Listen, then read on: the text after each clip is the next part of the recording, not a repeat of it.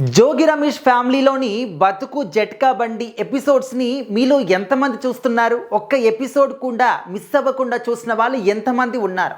అంటే ఈ రకంగా సోషల్ మీడియా వేదికగా రకరకాల కామెంట్స్ జోగి రమేష్ గారి యొక్క ఫ్యామిలీ గురించి వినిపిస్తూ ఉన్నాయి.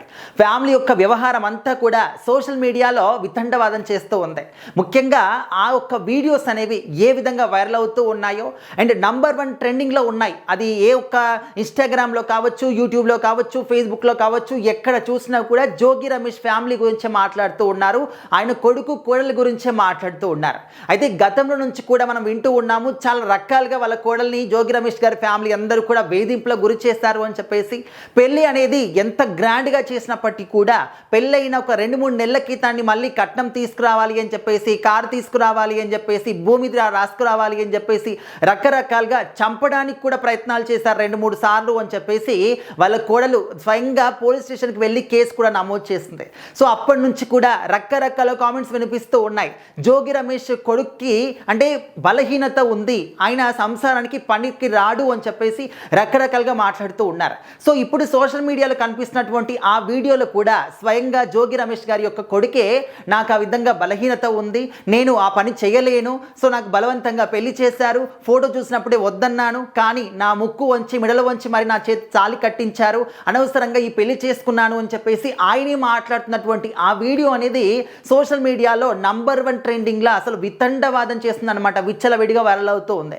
సో మరి ఆ వీడియోలో మాట్లాడిన దానికి, జనాలు మాట్లాడుకుంటున్న దానికి ఏ విధంగా పొంతన ఉంది అంటే, ఆ వీడియోలో క్లియర్గా చెప్తూ ఉన్నారు. అంటే నాకు ఆ విధంగా పెళ్లి ఇష్టం లేదు, బలవంతంగా పెళ్లి చేశారు అని చెప్పేసి చెప్పారు, అది ఓకే, కానీ నేను సంసారానికి పనికిరాను అని చెప్పేసి ఏదైతే ఒక మాటని వైరల్ చేస్తూ ఉన్నారో అందులో ఏంటంటే అక్కడ ఆయన క్లియర్గా చెప్పాడు, నీకు కావాల్సింది ఇదే కదా అని చెప్పేసి వాళ్ళ వైఫ్ను ఉద్దేశించి మాట్లాడుతూ ఉన్నారు.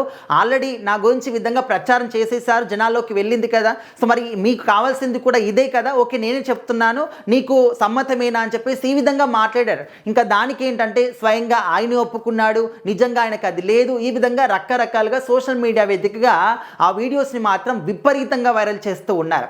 సో ఏదేమైనప్పటికీ కూడా జోగి రమేష్ గారు అంటే ఆయనకి ఎంత గొప్ప పేరుందనేది మనం చూసాము. మైకు దొరికిందా, మీడియా ముందుకు వచ్చారా, ప్రతిపక్షంలో ఉన్నటువంటి వాళ్ళ పెద్దవాళ్ళ, వాళ్ళ వయసు ఏంటి, వాళ్ళ యొక్క పదవి ఏంటి, ఆడవాళ్ళ, వాళ్ళ పిల్లల, వాళ్ళ వైఫ్లా, ఇలాంటివి ఏది కూడా పట్టించుకోకుండా నోటికి ఎంత వస్తే అంత బూతులు మాట్లాడేటువంటి వ్యక్తి జోగి రమేష్ గారు. సో అలాంటి వ్యక్తి ఇప్పుడు ఏంటంటే అంటే ఆ విధంగా అధికారంలో ఉన్నప్పుడు చెలరేగిపోయినటువంటి ఆయన సొంత ఫ్యామిలీ యొక్క ప్రాబ్లంని మాత్రం ఆయన ముగించుకోలేకపోతున్నాడు, దాని ఒక కెలక్కి తీసుకురాలేకపోతున్నాడు అని చెప్పేసి ఆయన గురించి విపరీతంగా ఇప్పుడు ట్రోలింగ్ జరుగుతూ ఉంది.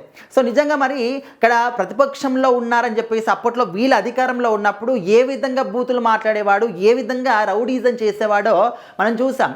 సో అలాంటిది ఇప్పుడు సొంత ఫ్యామిలీ యొక్క, సొంత కొడుకు యొక్క ప్రాబ్లంని మాత్రం ఆయన సాల్వ్ చేయలేకపోతున్నాడు అని చెప్పేసి కూడా చేతకానితనం అని చెప్పేసి కూడా మాట్లాడుతూ ఉన్నారు. సో ఈ యొక్క గోల్ అంతా కూడా మీరందరూ కూడా వినే ఉంటారు, సోషల్ మీడియాలో చూసే ఉంటారు. మరి మీ అభిప్రాయం ఏంటో కూడా ఖచ్చితంగా కామెంట్ బాక్స్లో తెలియజేయండి.